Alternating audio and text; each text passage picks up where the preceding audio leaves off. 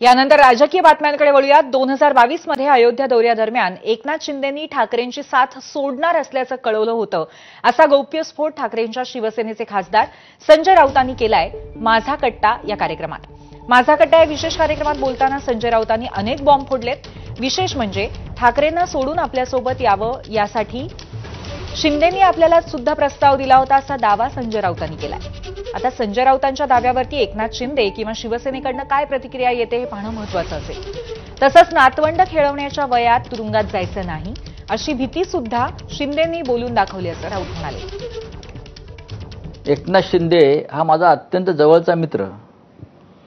तो मला सांगत होता माझ्याबरोबर चल म्हणून. मी म्हटलं तू पण जाऊ नकोस, तुम्ही कशा करता जाताय. अयोध्येला आम्ही एकत्र होतो.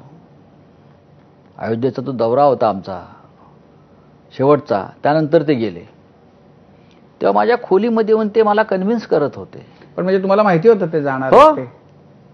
पण मग तरी मला ते असं आहे की मग त्यातनं प्रश्न येतो की मग पक्ष गाफील का राहिला. नाही, पक्ष कशाला त्यांना जायचं. अहो ते घाबरूनच गेले ना. मला ते म्हणाले की आमचं तुरुंगात जायचं वय नाही. मी पुस्तकात लिहिलंय बहुतेक ते, हे माझं तुरुंगात जायचं वय नाही. आता मला नातवंड झाली. मी म्हटलं आता मलाही नातवंड झाली म्हणून की आता ज्या पक्षाने आम्हाला इतके वर्ष दिलं आहे त्यांच्या छातीवरती पाय ठेवून बाहेर पडणं हे मी बाळासाहेब ठाकरेंशी प्रतारणा केल्यासारखं होईल.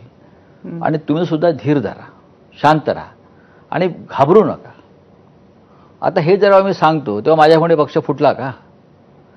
हे डरपोक लोक आहेत म्हणून गेले. उद्धव ठाकरे आणि राज ठाकरे एकत्र येणार ही आशा नाही तर विश्वास आहे असं मत ठाकरे गटाचे खासदार संजय राऊत यांनी व्यक्त केलंय. माझा कट्ट्यावरती ते बोलत होते. मात्र हे दोघे कधीपर्यंत एकत्र येणार या प्रश्नावर ठोस उत्तर न देता लवकरच असं ते म्हणाले. ही विशेष मुलाखत आज संध्याकाळी 9 वाजता आपण पाहू शकाल. माननीय उद्धव ठाकरे काल काय म्हणाले. आम्ही आता एक जाहीरच करू. महाराष्ट्राच्या मनात आहे ते होईल. महाराष्ट्र राज्याच्या मनात काय आहे हे सगळ्यांना माहिती आहे.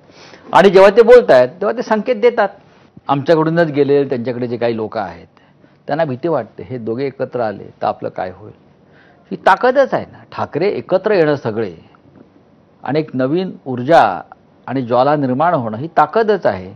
त्याची भीती तर अनेकांना वाटणार. जे गट निर्माण झाले आहेत बाहेर जाऊन आमच्यातले हे सगळे गट जमीनदोस्त होतील. त्यांचं राजकारणातलं महत्त्व संपून जाईल.